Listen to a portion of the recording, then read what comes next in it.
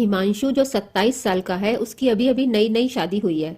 उसकी एक बहुत ही खूबसूरत सी बीवी है। वह दोनों हनीमून मनाने के लिए हिमाचल गए थे, जहां उन्होंने 4 दिन गुजारे।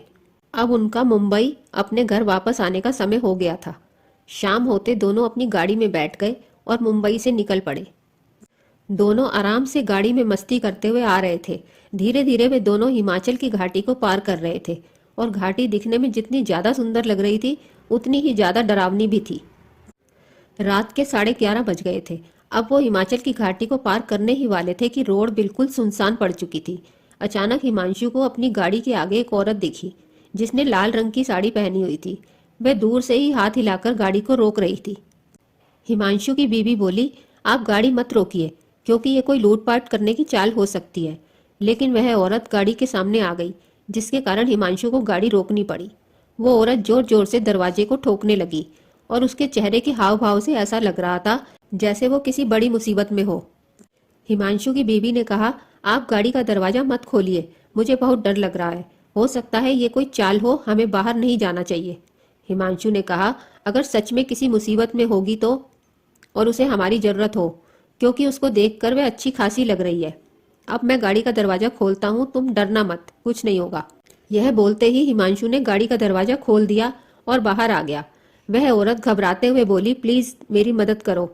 हिमांशु ने कहा, क्या हुआ, आप इतनी घबराई हुई क्यों हो? वह औरत बोली, मेरी गाड़ी नीचे खाई में गिर गई है, एक पेड़ से टकरा गई है, उसमें मेरी एक छोटी सी बच्ची फंसी हुई है, प्लीज उसको बाहर निकालो, प्लीज मदद कीजिए। यह सुनते ही हिमांशु की बीवी भी बाहर आ गई और तीनों खाई की ओर भागे। उन्होंने देखा कि वह गाड़ी थोड़ी नीचे पेड़ से टकराई हुई है। हिमांशु तुरंत से नीचे की ओर गया। उसने देखा कि पीछे वाली सीट पर एक बच्ची बैठी है जो रो रही है। हिमांशु ने दरवाजा खोलना चाहा, लेकिन वह नहीं खुला। दरवाजा किसी चीज से फंसा हुआ था। बहुत कोशिश की, तब जाकर वह दरवाजा खुला। हिमांशु ने उस बच्ची को बाहर निकाला और अपनी गोद में रख लिया, लेकिन वह बच्ची अभी भी रोए जा रही थी और मम्मी मम्मी कह रही थी। तभी अचानक हिमांशु की नजर आगे वाली ड्राइविंग सीट पर गई, जहां उसे कोई बैठा हुआ लगा। लेकिन आगे वाली गाड़ी का शीशा धुंधला था, तो साफ नजर नहीं आ रहा था। हिमांशु ने कपड़े से उसे साफ किया। फिर उसके बाद जो हिमांशु ने देखा, उसे देखकर उसके पैरों तले जमीन खिसक गई। उसको तो विश्वास ही नहीं हो रहा था।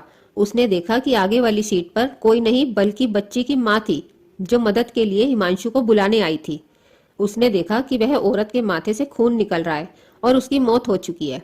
हिमांशु की पत्नी ने उसकी हालत देखकर तुरंत उसके पास गई, और वह भी यह मंजर देखकर हैरान हो गई।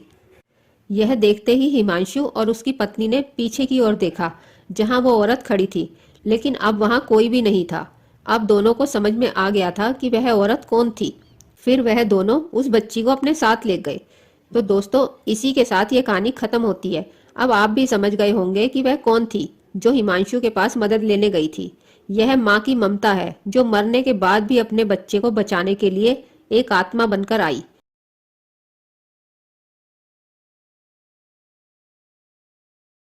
अगर आपको हमारी कहानी पसंद आई हो तो वीडियो को लाइक और चैनल को सब्सक्राइब करें।